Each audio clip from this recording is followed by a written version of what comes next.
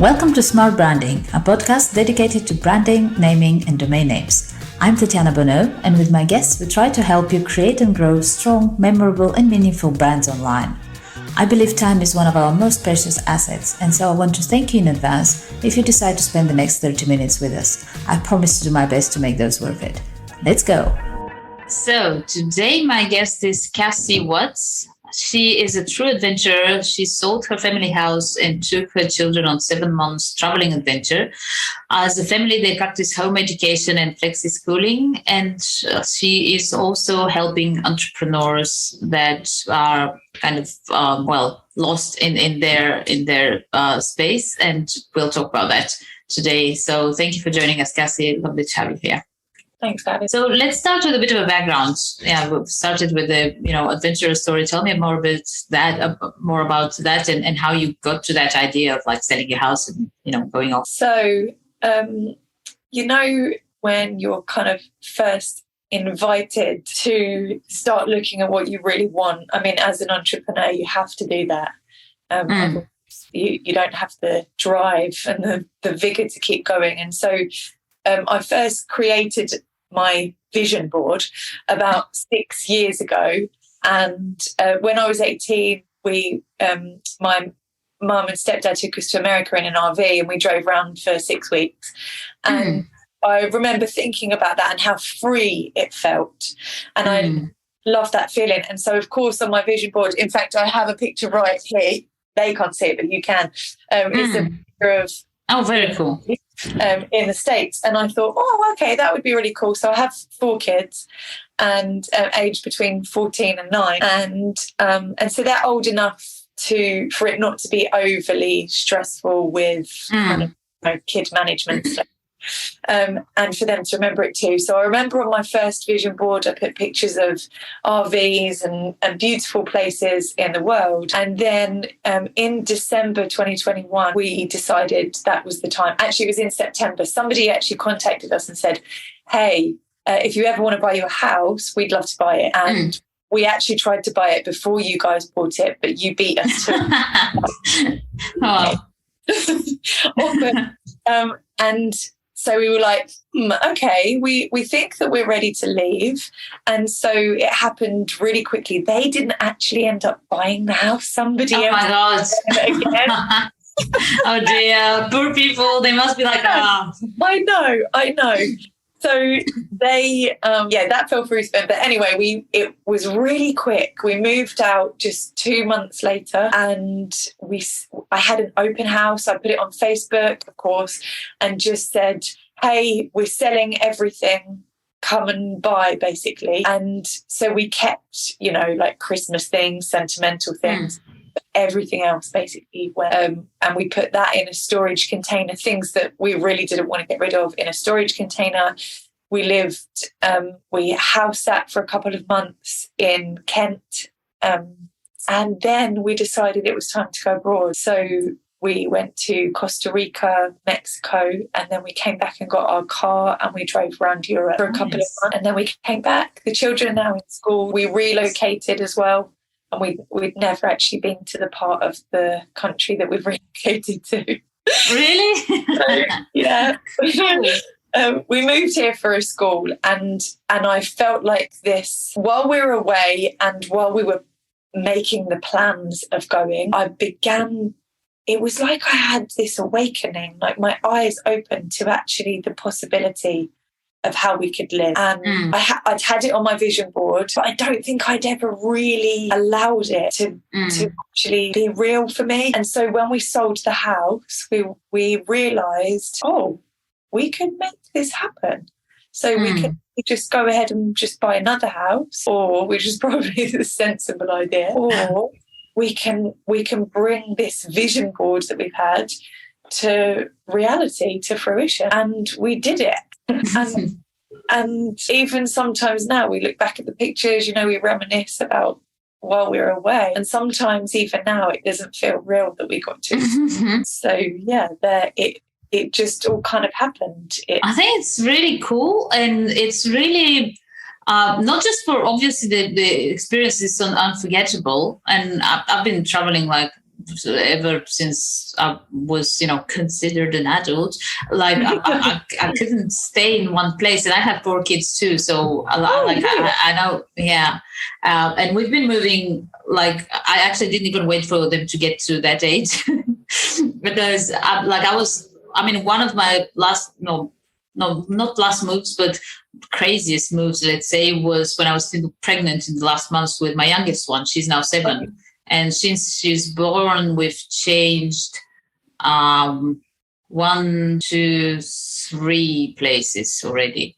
And we actually, that was all to say that I think there's something really empowering in a way. And it's not just the move and the travel and the memories that you make, which obviously is like changes your life and stays with you forever, and for your kids as well. But like you just said, it makes you realize, like, hold on a minute, I can do what I thought is just, some vision and some dream. And that, in a way, I think it unlocks your potential for a lot of other things in the future that you think is just, impossible, and you're just like, dreaming about it. Yeah, because you begin to see through a different lens. It's most of us grow up with a portion of us seeing life through a lens of fear and of lack, and that, self-sabotage and procrastination and imposter syndrome and all of those things that particularly entrepreneurs and business owners might feel. But when you are able to actually see through truth and through like just absolute adventure and hope, your eyes are just completely opened up. And while we're away, we both made a conscious decision, even though I work remotely, so technically I could have worked. But me and my husband made a conscious decision that we weren't going to work for that whole time. And that really, for me, was what I saw was possible, that if we can build a business and have these opportunities, not just with our children, but for ourselves, then actually anything is possible. And for me, the change has been moving from a feeling of lack and fear of what if, better make the comfortable, smaller decision that feels safer than actually want to know, let's actually live for adventure and what the hell. Absolutely. I want to go into talking about how you help entrepreneurs, and that self-sabotaging and self-doubt. It's something that is really, really common in the entrepreneur world. Just before that, one question, I just cannot help myself, because like I get that question often as well. And I'm sure a lot of people, especially when they have kids, we get stuck with the job, the house, everything that I know around, and kids then on top of that. And people are like, oh, I cannot travel, I cannot move. What about the kids? What was your experience with your kids? How did they take that? Okay, so I will be really honest. Some days were really hard because we've been married for 15 years. My son is 14, and we've moved, not including the travelling, we've moved 16 times. And so even without travelling, they have grown accustomed to having to just jump into situations and experiences and meet new people. But doing it like with travelling, where we're moving every couple of days, that's a whole new experience. And when you watch your children go into new situations with absolute strangers and strike up a conversation with somebody who doesn't even speak their language, but they do it in body language and sign and all different things, you realise that is an incredible life skill. And there are some days when it was hard. And there was somewhere where we stayed in Costa Rica where we all stayed in the same room. We just had a room and a bathroom, and our kitchen was outside. And we were in that place for 10 days, and you're on top of each other, and it's hard. And they don't have any English-speaking friends around, and they didn't speak Spanish. And it was hard. But then you watch them notice new things. And there was one day we had sloths right outside the room that we were staying in. There was a mama and a baby sloth, and they were there the whole time. And they would just sit and watch them for hours. And they would play in the pool together and invent these new games and use their imagination in ways that they wouldn't. They weren't in that situation. And honestly, just watching them grow in their discomfort it's just all worth it. When you see them expand their genius and their imagination and their coping skills and all of those things, they become so adaptable. I say to everybody, just do it. Just absolutely. Even if you can't sell everything and go, get out into new places and new situations, because watching your children develop those skills is just really incredible to watch and really rewarding. So just do it. So I think absolutely.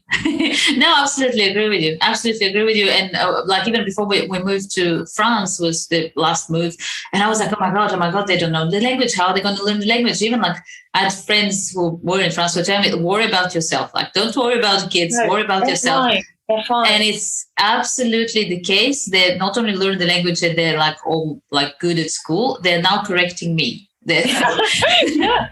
While we were out there, we went to this. We just went to it's like a waterfall with a beach at the bottom, and I kind of gravitated towards the English-speaking people from the States who were over. And I watched one of my daughters, who was 8 at the time, became friends with a Costa Rican girl. They played all day without speaking each other's language. They played together all day, and they found some words that they were able to communicate with. But I was too scared to do that. But I watched her do that. And it was like, that advice is so true. Don't worry about them in that. Don't put your anxiety and your fear on them. Allow them the space, and they will absolutely feel it. Yep. Great advice from whoever told you that. I don't even remember who it was, to be honest. Somebody said that, and it's true. So let's get to entrepreneurs then. Now that we've spoken about children, I think we can learn a lot from children on many levels. But so it's really, I think, because deep inside we're all kids ourselves, and we just like pile up stuff on top of it, and then we're trying to dig it out. Somewhere after 30, I think we get to that. Yeah, great. Time to sort myself out. Yeah. So talk to me about that. How did you first come up with the idea, okay, I can help entrepreneurs, and what do you help with? So it's actually poignant of what you just said, that you think that maybe we're all kids in adult bodies. That is actually exactly what I do, is that I help entrepreneurs learn when their inner child is showing up in their business. So when we have stuff that has happened in our past that's left unhealed, that's kind of swept under the rug, I'll just ignore it, I'll push it down, actually is showing up in your life in ways that you can't control. It's showing up in your business, in your relationships with yourself and with other people. And particularly with entrepreneurs, that feeling that you get when you're about to make that next big leap, and it's like, who the hell do you think you are? Hell no. That was maybe like a school teacher's voice, or a bully at school, or a parent who had their own stuff going on, or a sibling had a bad day, or some bitchy girl at school. And so that wound is left unhealed. We just push it down, and then it resurfaces in your business. And so I just kind of fell into this, to be honest. I was actually teaching people how to live a healthier lifestyle, and people started asking me for more emotional advice, and in the end I was giving more free advice about that than I was much. And I was like, oh, okay, this balance isn't really working. And so I practice something called rapid transformational therapy, and it basically really quickly gets to the root cause of what you've got, like all of these voices telling you can't, or you're sabotaging yourself, or you're procrastinating. You know, how many entrepreneurs spend all day on the tasks that are minuscule and meaningless, like organizing their notebooks or scrolling through Instagram, instead of the actionable parts of your business that are actually going to bring you income in. And it's such a huge thing with entrepreneurs. And so as an entrepreneur, I massively recognized it. And so I trained in rapid transformational therapy, and I'm an intentional living coach, a mindful living coach, to help people be intentional in their business, be intentional in their own relationship with themselves, heal the crap from your past, and it will stop showing up in your business, will stop showing up every day. Yeah, that absolutely makes sense, and I think that will speak to a lot of people from our audience. How do you I guess, and that's a question I ask often in different areas of speciality that people have. But because, like in my case, when I talk to people about their naming and branding problems, the hardest thing is to get people to realize they have a problem. So in your case, because once we're all on the same page, like, okay, there's a problem, then it's a lot easier to start looking for solutions and implementing those. But yeah, so in your case, like, how do you feel it's people know when they have those issues, when they're self-sabotaging themselves or when they're procrastinating, or if not, how can one kind of realize that's happening in order to seek help? Okay, so I find in my experience that people know that something is not right because they're living in this state of frustration, resentment, low self-confidence. They know that they're on the precipice of something, but they don't know what it is. And so, and they often don't know how deep that runs. And so what I would just say, if you're right at the beginning of that, you can feel that there's this frustration within inside of you, and there's not like a balance and a peace within you. I would say the first step is being willing to notice, being willing to think, okay, perhaps I'm all of these things that I feel perhaps aren't truth. Maybe all of the things that I've been thinking aren't actually true. And being willing is, for me, the first step, because before you can notice, like you say, before you know that there is something wrong, you have to be willing to think, actually, maybe everything that I've believed about myself and my place in entrepreneurship and in the business world, maybe that is not actually built on a foundation of actual truth of who I am and what I can offer. And being willing to see, actually, maybe my parents didn't get it quite right how I needed it, or maybe I haven't got it quite right. And so that's the first step for me, is somebody being able to say, yeah, okay, actually, let's have a conversation about this. And how does the process go then? Like, I mean, obviously, I'm sure like we won't go in too much detail, but generally, what can people expect when they reach out? So the process is having that first conversation of, okay, where are you now? What are you experiencing now? A big one is, what thoughts do you have, and what are some words that you say to yourself about yourself? And a lot of people are really unkind about themselves. So the first thing is, let's have a conversation. Where are you now? What are you feeling? What are you experiencing in your business? And then what is your absolute ideal of where you want to be and how you want to feel? And then how do we get you there? So that's like in the coaching sessions, the day-to-day of what can we change? What can we tweak? What can we implement? What toolkit can we give you? And then in the rapid transformational therapy sessions, that's like the deep state work where we get really quickly to those root experiences. And, people can feel really scared about that because everybody has stuff. Everybody has stuff that is painful. And so some people don't want to open that up, and I always reassure them and promise them, it's so much harder for you to live unconsciously with this stuff, where it shows up in your business and in your life, where you can't control it, rather than dealing with it. It's like, I say this all the time, it's like broken glass. If you don't acknowledge it and sweep it up, you will come back and tread on it later. And so if you're willing to open that up and really look at it and evaluate it, and it's really quick. It's really, really quick. People are surprised. I don't do months and months and months of therapy. It's usually done in one session.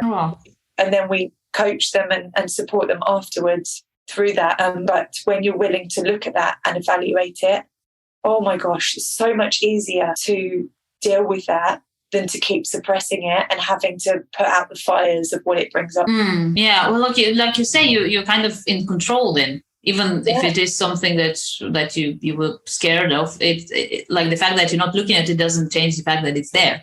No, exactly, and it's so liberating. And I've been told that word, I use that word a lot, liberating. And I've been told that that's quite a politically triggering word for some people. Oh, is it now? Yeah, apparently. Because it can bring feelings of, okay, well, that means that there's a fight and a bit of a war. And I feel like it is. I feel like you're dealing with your past, there is a lot that people have been through. And it is a fight. It is a fight to say, no, I'm not living with that person's stuff anymore. That was never my history. I was 2 years old when that happened. I shouldn't have had to carry that for the last 30 plus years. And it is it doesn't always, it doesn't happen overnight. It's a lot to change our habits. That's why people make New Year's resolutions, and by the January, they're back to feeling crap about themselves again. Yep. It is a fight, and I will continue to use the word liberating, because when you are on the other side of that, it is damn liberating, because you did the work to get there.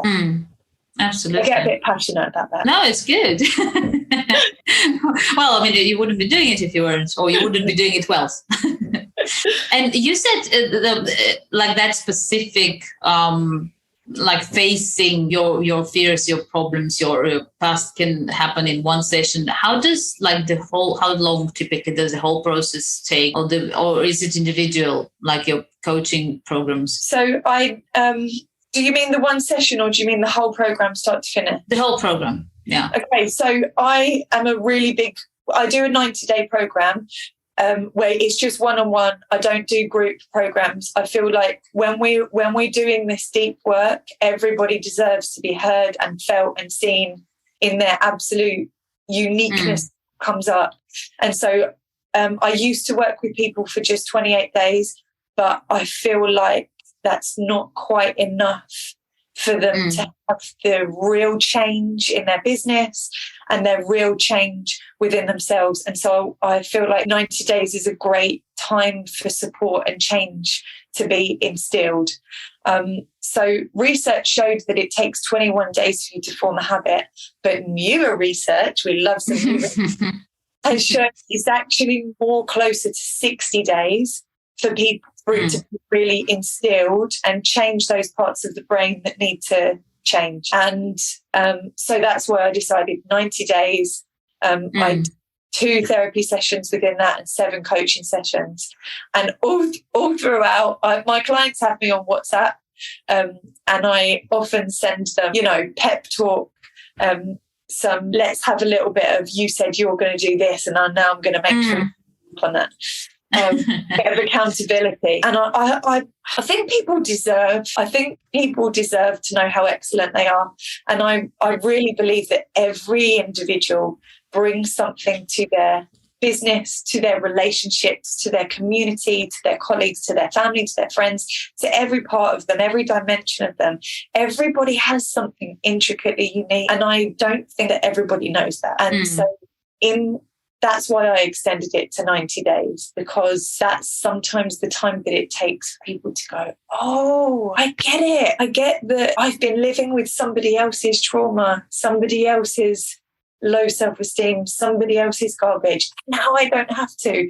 Now I can live in this intentional, adventurous, fun, incredible way. And I can channel that through my business, through entrepreneurship, through my relationships, and I can live in this liberated and limitless way. And it takes a while sometimes for that to not just change on the surface, for it to change the parts of the brain that run your unconscious behavior and habits and thought process. I think it's quite interesting that you kind of, because effectively what you're doing, it didn't have to be connected to entrepreneurs and entrepreneurship and business. But I love the way it is, because a lot of people, I feel, find work and their business and their career as a way to effectively hide themselves. It's like, I have my stuff, like my issues, my whatever. It doesn't matter. Look at how good I am at my job. And I'm just going to bury myself in work and work and work. And what you're saying is effectively, well, it is still there, and it does actually affect your work. Yeah. And it actually doesn't, it actually affects your work more than you could ever actually imagine that it affects your work. Your work is not as incredible as it could be, because there's all of this other stuff going on. And actually what people do is they can use their business as a numbing tool. So if they have other issues going on in their other life, their personal life, they use their work to say, like you just said, yeah, well, okay, but look how much money I'm bringing in. Look how many people I'm reaching. And so they use it to numb out. They use it to as a tool. I mean, we numb out in loads of different ways, scrolling through social media, pornography, alcohol, food, like all of those things we can use as a numbing tool. But when you're using your business as that, you're really missing out because you're missing the key ingredient, which is you. And when you can step into you and accept all that you are, you find your people and you find your tribe, and then your business can explode. You're finally bringing into your business what nobody else can replicate. You. So you can franchise your business, you can do whatever you like. But if you are not uniquely bringing yourself, your unlimited version of you, then that part of your life is missing. Yeah, definitely. And I think the problem would be that's more because you have all of those ways in which you can sort of try and numb yourself. Most of them at some stage are seen as negative, and so it can be like a red flag. But work, when it's work and when it's career, you can actually fool yourself and just like, not even see it as a problem. Yeah, there's so many ways that we can use our own business as escape and as this justification almost. Kevin Hart, the comedian, has a great book called Monsters and How to Tame Them. And he talks about how he noticed things within himself that he calls monsters, and how he began to recognize them and how they play out in his life and how he tames them and how he deals with them. And one of them is the not me monster. And he just gives some great examples. And I think entrepreneurs really have this particularly because it's so easy for us to say, oh no, I don't have that because look at this in my business, this is fine. I don't experience that, I don't have that. But actually, when you're really, this is why being willing to see is the absolute first step and is so important, because then you're willing to see, actually maybe that does affect my place as an entrepreneur, and it does affect how I'm showing up in my business. And obviously then all throughout my relationships. But the not me monster is it's a real classic. I think not being able to recognize. Yeah, I think, so if everybody can take that as a one, if it's one thing you take away from this podcast, that's like be willing to look at things and see and be honest with yourself. That would be really great achievement. Last question, what's next? What's new and exciting? We're at the beginning of the year, so what are you up to this year? So this year is very exciting because we've been back for a couple of months, we've relocated, and I'm meeting a lot of new people. And where I am, we're not too far from the beach, and I love retreats. So I feel like this year I would really like to put on a retreat, and I've just started the 90-day program working with people and speaking in more places. So in June this year, I'm going to be speaking at the Big Retreat Festival in South Wales, which I'm very, very excited about, because I feel that, and I don't know if you feel the same, I feel like inherently we are tribal people. Even if you're an introvert, we need unconditional love. We need to know that we belong to people. And I work only online, but I love being in the room with people. I love sitting here talking to you, even though we're on Zoom. I love being with people. And I am an introvert and an extrovert. And so this year, I'm really excited to expand my community. I've just actually opened a free tribe. It's called The Tribe. Just easy and simple for my clients, because I really believe that people need somewhere to go that is past just the therapy and the coaching. I feel like we need family, we need people connection. And so I'm really excited. I feel like 2023 is going to be a great year for me to extend and welcome more people into my family, my tribe, my people. And I hope that whoever listens to this, you find your people too, who can unconditionally allow you to be you, which will expand your business and bring all of those things on your vision board to fruition. Unapologetic. That's a word that was like a couple of phrases, sentences earlier, you were looking for a word, and that's the one that came to my mind. And you said another one. I was like, that works. The day you said it. Yeah, unapologetically. There you go. Yeah, very cool. To be able to accept ourselves and see ourselves, and not be embarrassed or ashamed or feel guilty about showing up as us. Definitely. Yeah, that's a great message. And I think actually the people that are like not social, I think it's just they're not social because they haven't found the right people. Yes. They probably like have higher standards, if you like. Yeah. So I think they have this internal gauge that they're really good at listening to about what feels comfortable and what doesn't. They don't feel the need to please and to put themselves in situations where their sense of self is saying, hey, this doesn't feel comfortable. And so they just like have that boundary. And I think that's great. But you're right, like find your people, find your tribe, and then you feel safe within that. Wonderful. I love that. Well, thank you, Cassie. It's been an absolute pleasure. You too. Thank you so much.